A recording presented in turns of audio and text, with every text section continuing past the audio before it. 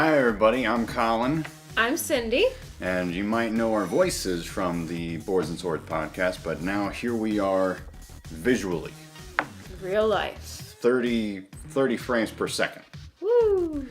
And we are coming to talk about our experience at Dice Tower Con this past July 5th through 9th. Okay. Yeah, we wanted to give you guys a little bit more details for anybody that's interested, more than what we were able to talk about on the podcast. Yeah, so first we wanted to talk about all the events that we went to. And, yes.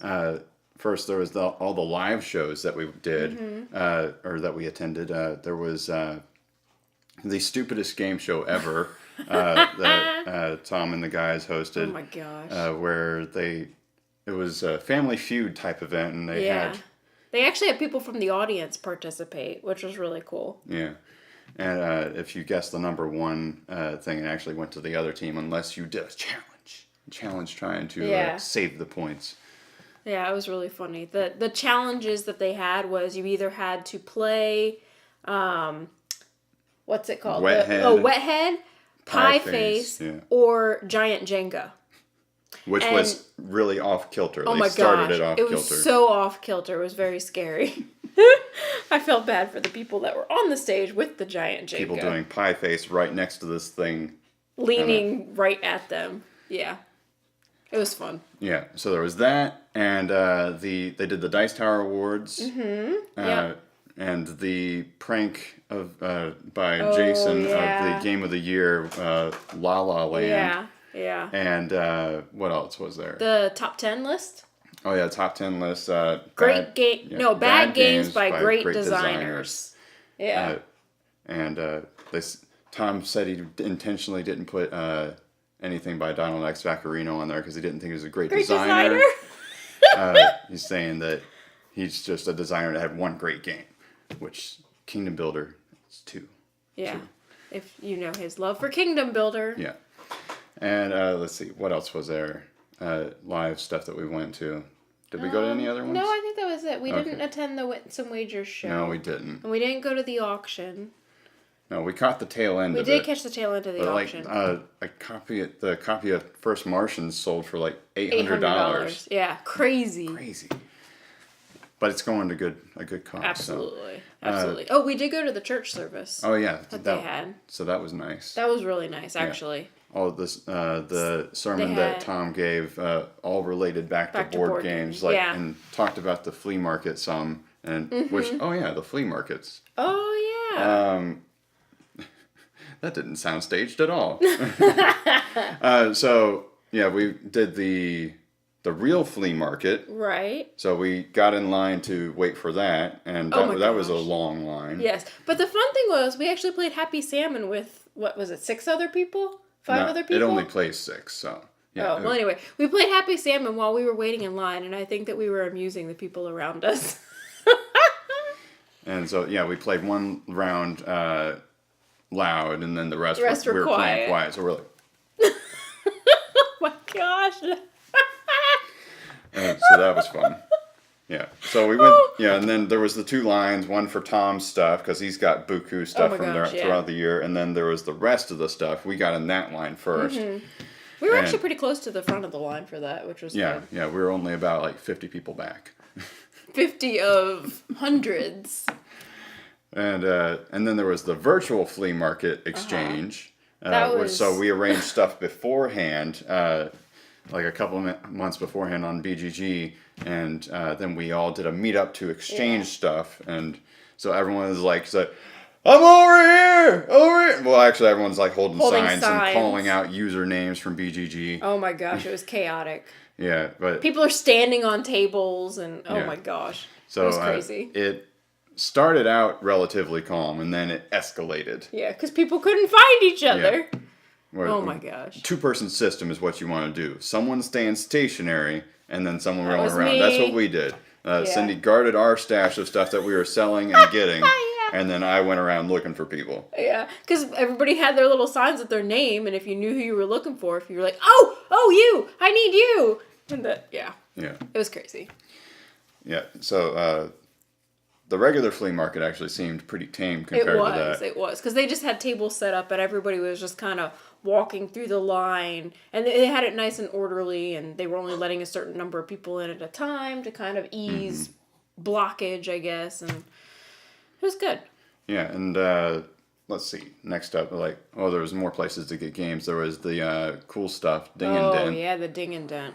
And that was awesome. Yeah, we went in that line 3 times. Yes, 3 times. The third time was on Sunday when they did their 50% off call. Right. So everything in the store became 50% off, and everyone in the convention ran for the line, it seemed. Yeah, we were in the middle of a game, and so we couldn't get in line immediately. But we did jump in line as soon as our game was done, and it was a very long line. So yeah, we waited in line for about an hour to get through. And yeah, so that was fun. Yeah. Well, at least we got to talk to people in line. That was nice. We met some nice folks. And So yeah, there was that, and then there was the vendors that were also there. There was cool stuff, and then there was also the vendors that were there. Right. And they made it a point to try to get people to go to every vendor. Right. They had a little scavenger hunt of the exhibitors, and each exhibitor had a different sticker with their logo on it. And if you got all the logo, or if you got all the stickers and you turned it in, you were entered in to win a chance to get free tickets to next year's Dice Tower Con. Yeah, and there was a couple other ways you could potentially win tickets to next year's convention too, but we didn't win any. No, unfortunately. No. But yeah, so all the vendors we stopped by, there was Bezier, we got to play Werewords there, and Renegade, we tried out Flatline. Sarah Erickson taught us the rules to us. That was really fun. Cool. And we got these awesome promo dice that were for Fuse. For Fuse, which is the predecessor. We got 2 dice. One of the black dice, one of the yellow dice, and they were colors. all translucent in nature. It was really cool. And where else did we go? Oh, we went to the Quick Simple Fun. Oh, yeah. Because they had their whole thing, get the buttons, they get the discount on the games. Yeah, that was fun. Cool they have some fun games. We got a couple. Yeah, Veggie Garden and Celestia and... I tried Robits and Knoxford. What was the other one I did? Bubbly Pop. Oh, Bubbly Pop. Yeah. That was cute. Yeah. The cute little monsters. Yeah. And they had Haba was there. Haba, yeah, they did a whole Rhino Hero super battle thing, but we didn't get to do that. No. What else? You got to try out Champions of Midgard. Oh, true, yeah. Yeah, that was cool. Yeah. With Roy Cannaday and Crystal from Board Game Blitz. And so that was fun. And Robert, I found out Rob. Yeah. From also Epic Gaming Night. Yeah.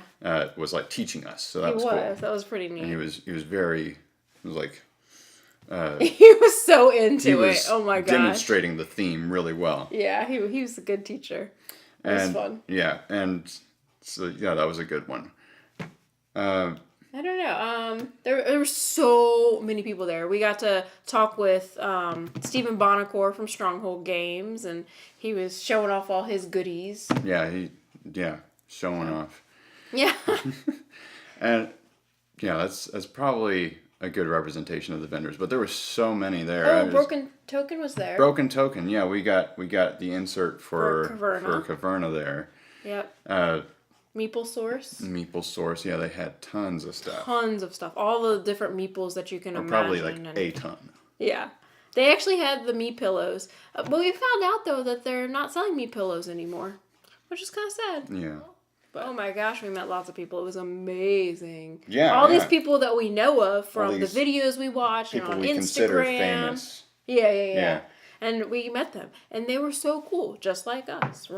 Just people that love to play games. Yeah, there's Steph Punkin312 on Instagram, follow her. And BGG. And BGG, maybe that too. But we met her and her boyfriend Ron. Yep. And we played quite a few games with them. Well, I played less because I was working. Oh yeah, you worked. I worked the library in my first convention, which was okay. It was okay. I enjoyed it, but I didn't get to play as many games because of it. Yeah. So there's the trade-off. But I got to help people find games. I like that. He did like that. So yeah, there was Steph and Ron, and then we said Roy and Crystal already. Mm-hmm. We met Hunter and Rebecca. Yeah, from Family Showdown and 2-player Showdown on Board Game Blender. Mm-hmm. Yeah, actually, the third time we were going through the Ding and Dent for the 50% off thing, Yeah. we saw them outside the line. Right. They just happened to be standing over there. Yeah, they were trying, and Hunter leaned in and said, "You wanna grab me a couple of games?"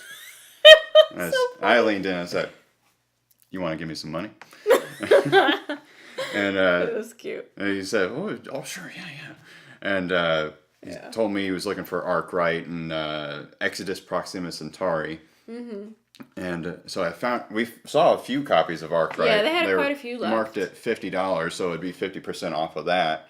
And he said, "Oh, I was hoping for a little lower." And so we ended up. They walked away, and we went through the line some more. Yeah, it was a whole snake. It was a snake, exactly. And then we saw a copy of Arkwright marked at 42. And so I where are they? Oh, there they are over there. And so he's waving at them. Which is, you're likely not to be spotted. But they spotted us. Yeah. And I'm standing behind Collin trying to mouth numbers, and he's like doing... he's doing charades. Right. 42. Oh my gosh. It was so funny. But Rebecca understood, which was good. Like,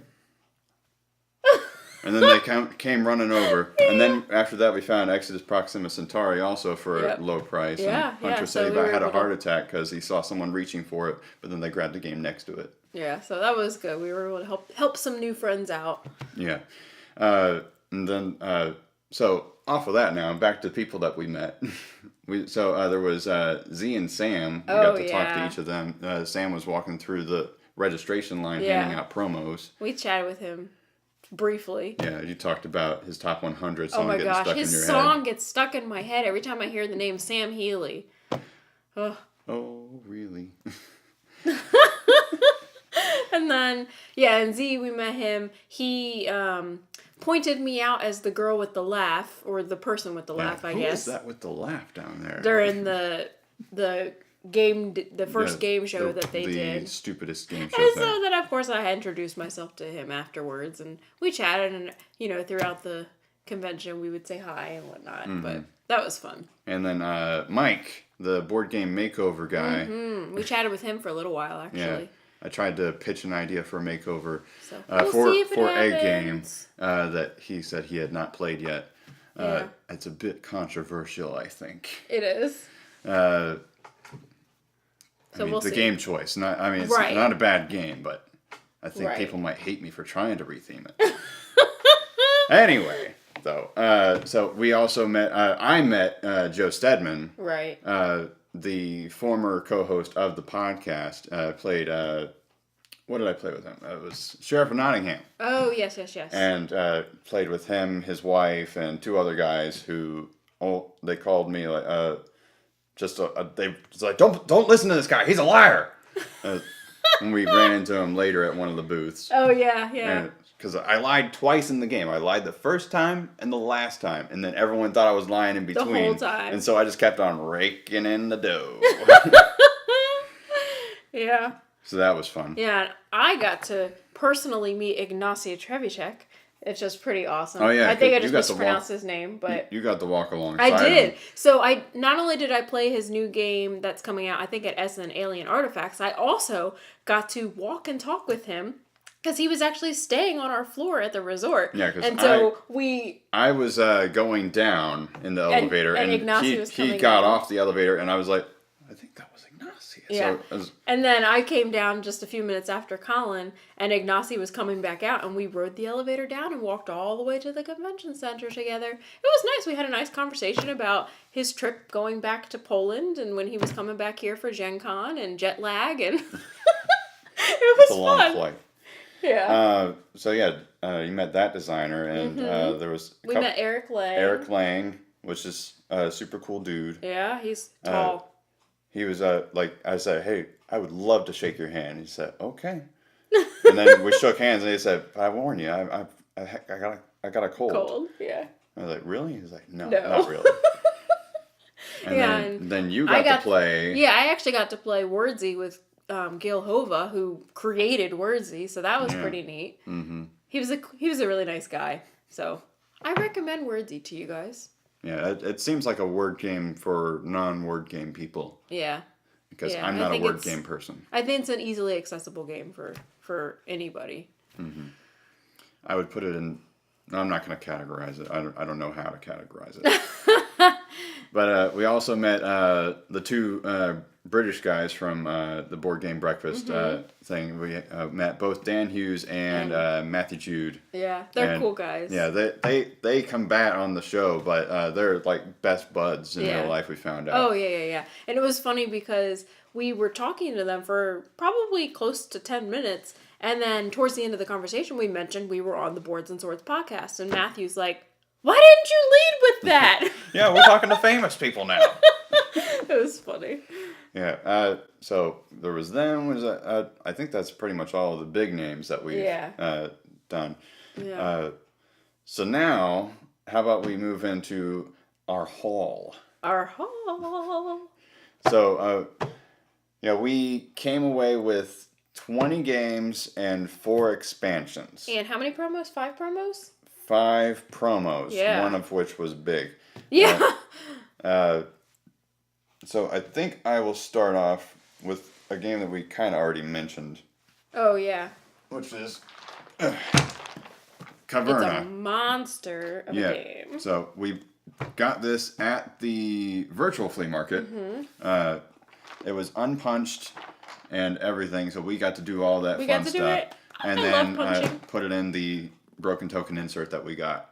And yeah. Awesome. We played it a couple days ago. Yeah, we played it, and so it is on the list of off the shelf. All right. On the shelf, off the shelf of shame. Yes, there you go. And then another one that we got was Walnut Grove. This is one that I was wanting for a long time. Mm-hmm. It's been out of print for a long time, but so like online it's going for like $200 on Amazon and stuff like that. And we got this at the regular flea market. Colin happened to see it in what was it, $25? It was at the bottom of a stack about that high. And I found it, didn't I? No, I spotted it. Oh, you did spot. Okay, I'm sorry. But yeah, I said, how much will Walnut Grove down here? Because I couldn't see the tag. And he said, I think I got that marked at 30, but how about 25? This is my on the inside. But I played it cool. I was like, sure. Yeah, I think I can do that. So that was fun. So yeah, then Walnut Grove, and I played this solo and 4-player now, together. Yeah, 4-player. I liked it both ways. Mm-hmm. I've heard it both ways. Yep. And so let's see what's next over here. We've got a classic here, Liar's Dice. Oh, it's upside down. Liar's Dice. And everyone always talks about this game, and everyone knows this game, and we had never played it. And nope. So, had to get it, and we actually played this with your family. My family, yep. And they picked up on it really well. Yeah. It was fun. Had a really nice time with that. And that was Ding and Dent. Yeah, this was Ding and Dent, which there's no dings or dents on it. I think it just had a rip in the shrink wrap. Yeah. So that was pretty neat. All right, so neat find there. This next one, Grand Austria Hotel. This was a virtual flea market find. Yeah. This one we ended up getting. Is this upside down? No, it's not upside down. No, the back is upside down. We'll have to fix that in post. Sorry. Yeah, so this one I actually played at the convention. Not this copy. I played a demo copy on our first day there it was during Colin's first shift. Yeah, while I was working. So we haven't played our personal copy yet, but it's a fun game. Yeah.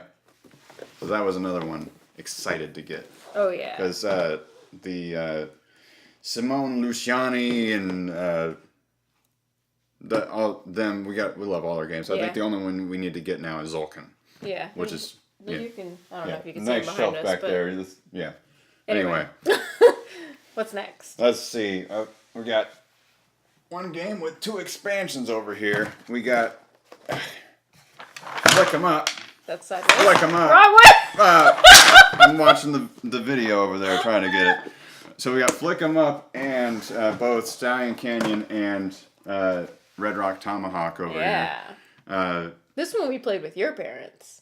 Yes, we played the base game, first scenario with my parents, and they seemed to do well. They beat us. They beat us, and but yeah, we the virtual flea market and got all of them together for a really good price. Yeah, it was phenomenal, very exciting.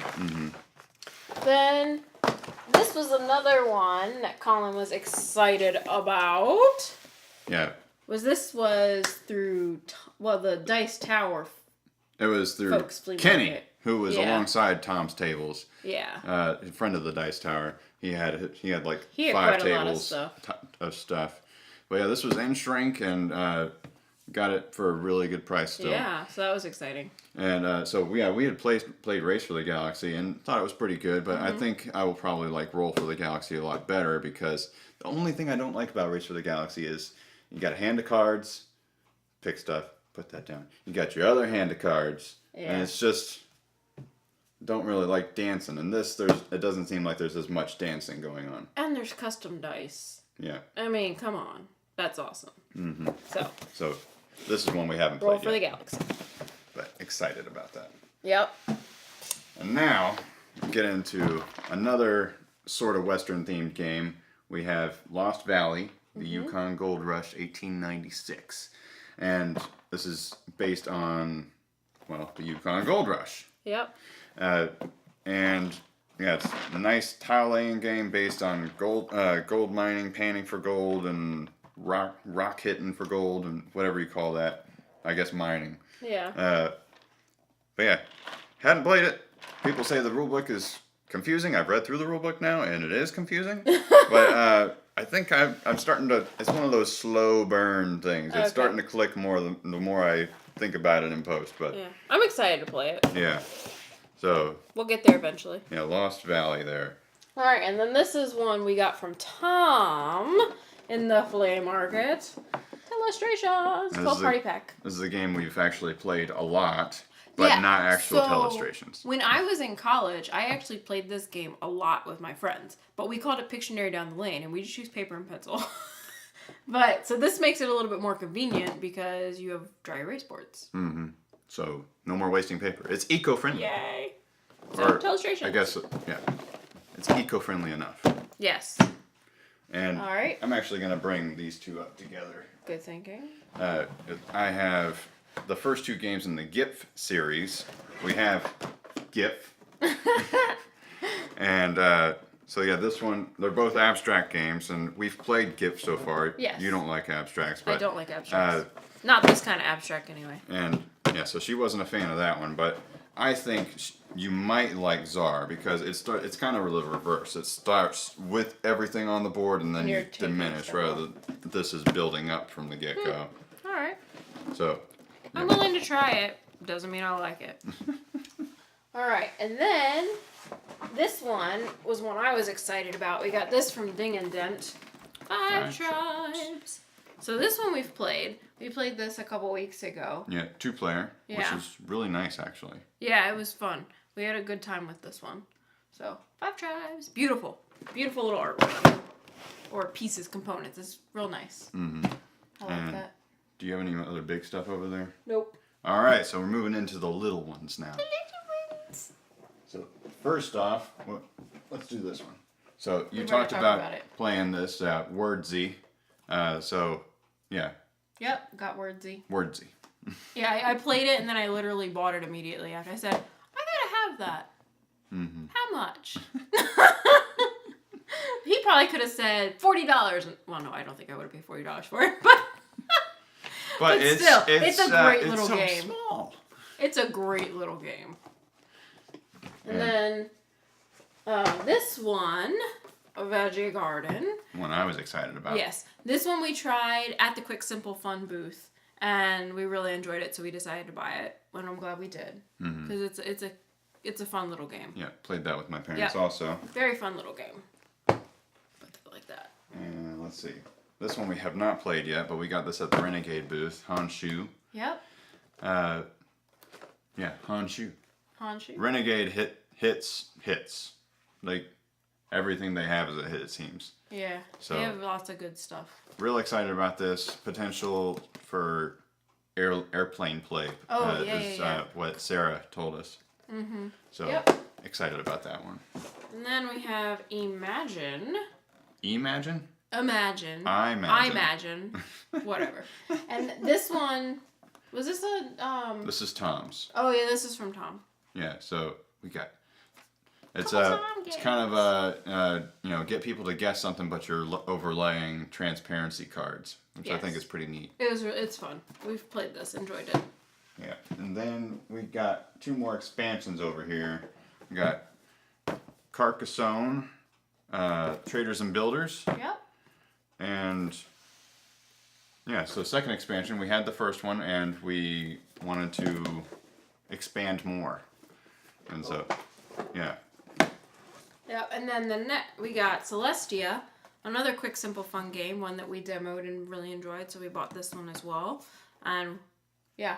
It actually played really well with 2 players. Yes, we did. We tried it with 2 players because I was hesitant to purchase it because I wasn't sure how it would scale because my original demo was with 5. But yeah, it was good with 2 players. We had a good time with it.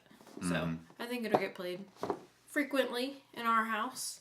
And then I have the other expansion over here, Sensei's Path for Onitama. Mm-hmm. I think this is the only game we bought full price.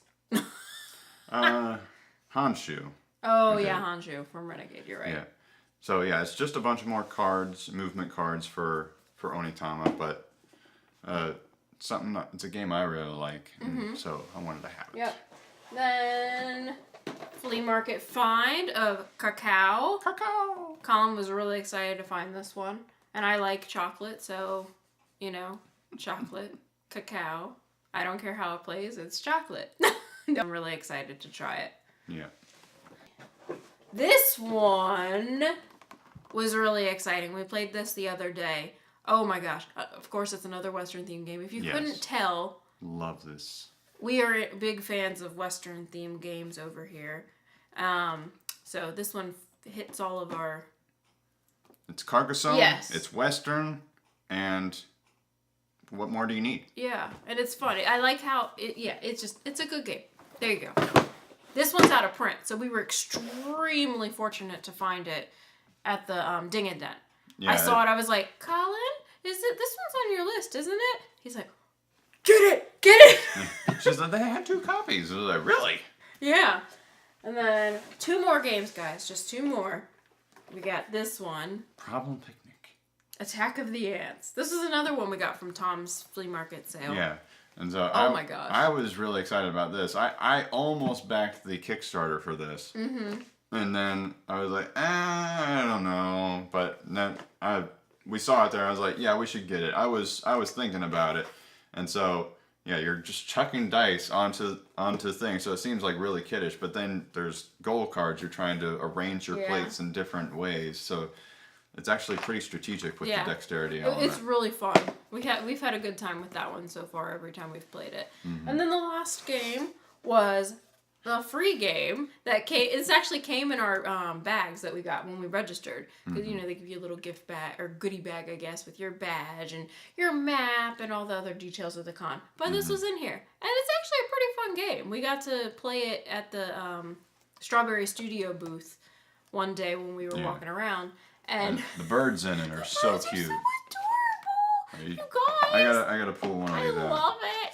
It's so cute. These are it's still wrapped, so he's not Never gonna mind. pull it out. Well, you can see one bird. Like this one looks kind of tired, but yeah, like you can They're see so that. cute, guys. I love it. I mean, it's a simple game set collection, and there's a little bit of memory aspect to it because you have to remember where things are, but. Yeah, it's fun. I'm glad that they provided it in the game because I honestly will probably gift it for Christmas this year. Yeah, the game they gave last year, apparently everyone was trying to just give away. Oh no! It was a game called Voodoo Mania. Like someone actually tried charging a few bucks in the virtual flea market. It was like, really? You got people like giving it away. It's like, buy a game and you'll get Voodoo Mania. Oh my gosh. And yeah. Oh yeah. And I forgot, we got a little promo of the game Yogi. Oh, yeah. Oh my gosh. I don't know if you've played Yogi, but... It's based on yoga kind of stuff. And you have to hold the card in a specific position, and if you drop any of the cards, then you're out of the round or something. Oh my gosh, that's crazy. Mm-hmm. So I don't know where that is at the moment. It's probably in our box of card games, but okay. Yeah. So this is it. Pull these back now so I can see our cheat sheet. So I wanted to talk about a few games that we played while we were there. Yeah. And so there was we played so many games, guys. Yeah. It was if you want to play games, go to Dice Tower Con. Mm-hmm. It's awesome. So yeah, there's so many tables to sit at for one. Like at any point in time, the room could be totally crowded, but there was still like 30 tables available. Oh yeah, absolutely. And there are so many different rooms that you can go to anyway. And like there was one time she's like, "Oh, I'm getting kind of overwhelmed by the sound. I kind of want to go to a quiet spot." So we found like a small room. It still had like maybe 10, 15 tables in it, but there was no one in it. Well, one person. Okay, yeah. There was someone working on a game design. And then while we were in there, a group came in and played Captain Sonar. Yeah, oh, they were loud. What was it you guys said? You could have said hot dog, and I would have said confirmed. That was great. I don't know. It was so quiet, and all of a sudden, oh my gosh. But anyway, yeah. So what was one of the games that you really stood out for you? Clank with the Sunken Treasures expansion. So we'd played Clank before. And I really enjoyed it. I think that was my first deck builder I'd ever played. Friday, technically. Oh, yeah, Friday, technically. But so Clank with the Sunken Treasures expansion. Oh my gosh, it was so much fun. I loved being like the extra little step of if you go in the water, unless you have the scuba gear, you need to get out or else you take a hit point.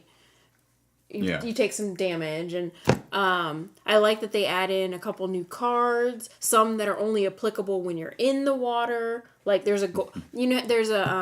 The goblin that you can always fight in the original game, and they added a goldfish. And you can still fight the goblin in this one, but they add a goldfish. But the goldfish can only be fought. Yeah, the goldfish can only be fought in the water, and it's clever. It's so much fun.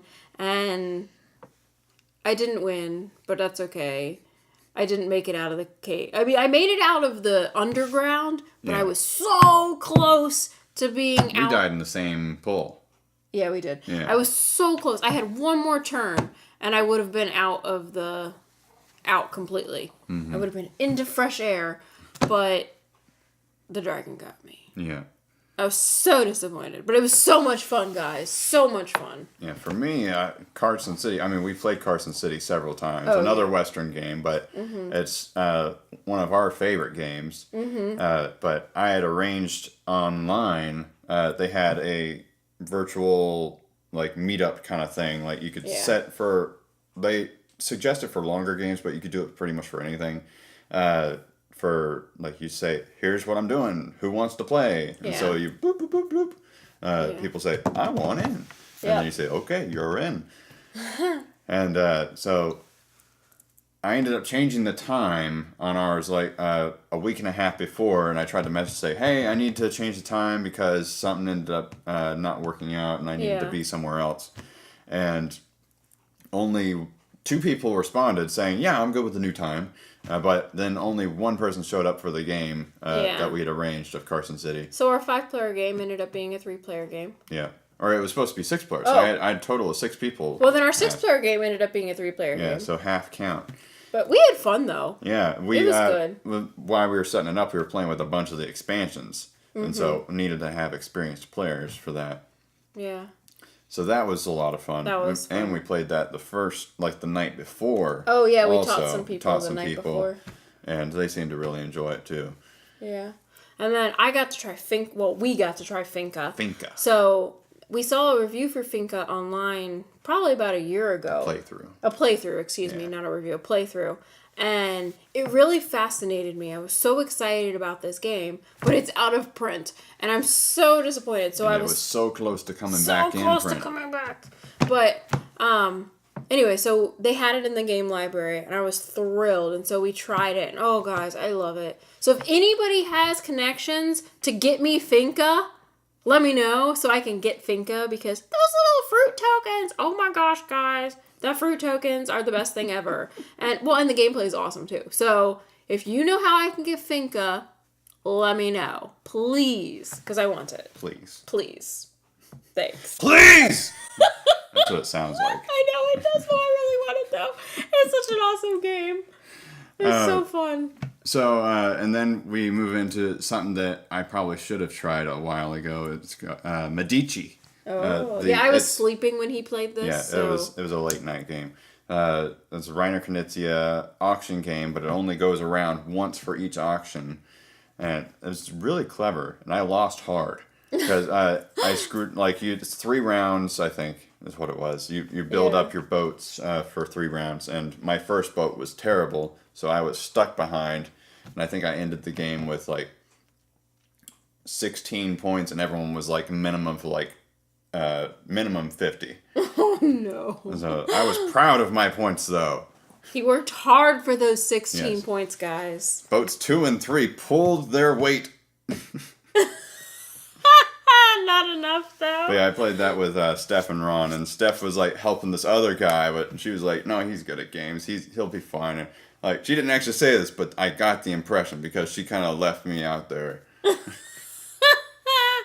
Anyway, yeah. She apologized later. Sorry. Yeah, and then another game that we really enjoyed playing was Las Vegas. So you had a dice game, but there's a little bit of push your luck and. Fight. I wouldn't call it push your luck. It's not push your luck. No, it's not push your luck. I'm sorry, that's the wrong thing. There's the luck of the roll of the dice. Yeah, the luck of the roll of the dice. But you are competing with other people to try and have the most it's kind of dice. Area control to an there extent. you go. You have the most dice on specific things to win different dollar value cards. Anyway. Yeah. We played that with 3 other people, right? Mm-hmm. Yeah, it was a 5-player game, and that was so much fun. We had a blast playing. Yeah. We, just rolling dice and trying to figure out where to put your stuff to get the most bang for your dice. And buck. Yeah, there you go. There you go. Most bang for your buck. Yeah, and that's one we'll probably be getting in the future. We definitely, it's on our good one to play list. with the parents. Oh, yeah. I phrased it, I posted a picture of it saying, it's what Roll For It wants to be. Yes. Or what I want Roll For It to be, I should say. Yeah. I mean, Roll For It's not a bad game, but it's light. And so this kind of adds a little bit of depth. It's a step above Roll For It. Still not very strategic, but it's a little more strategic. Yes. And what was, the last game, which I think I heard, I don't want to say it, but may be coming back in print. That'd be exciting. Rumor. That'd be very exciting. Disclaimer, I'm going to have something flash here maybe. Tobago, one that I had my eyes on since I got into games big time. The whole reverse deduction, everyone's working together to find this treasure, but it's not cooperative. You're cooperatively placing cards to try to find it, but in doing that, you're saying oh yeah, I'm putting this card. Now I'm the closest to that treasure, and I'm gonna get it. Exactly. That happened a lot in the game. Yeah, and so that's one I want to get my hands on. Yeah, that one was fun.